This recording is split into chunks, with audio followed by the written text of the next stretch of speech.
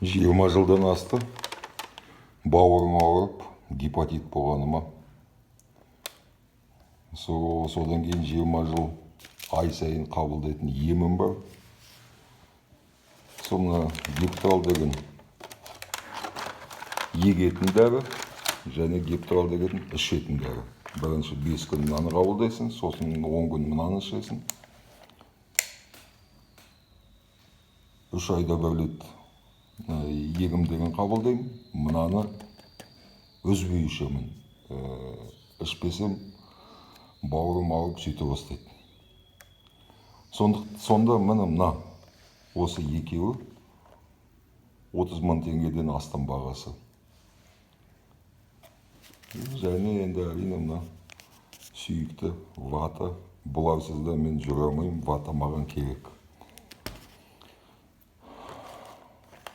Мына ойлайтынымды, осыны алған сайын осы дәрілерді ішім удай ашып, күйіп, қып-қызыл ақша.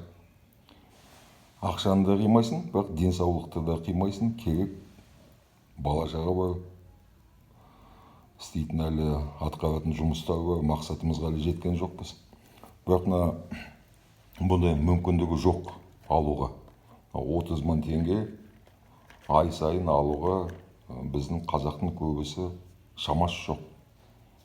Жұмысы жоқ, айлығы кішкентай жалақысы, зейнетте отырған, жалпы зейнеттегі берілетін сомасы 60-70 мың теңге мысалы.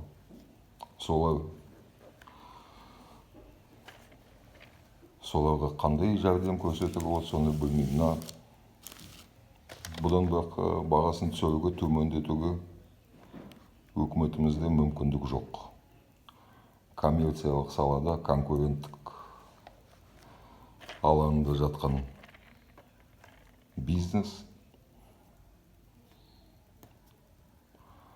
Мен сияқтылар, мысалы, бауыр ауыратын, гепатиті бар.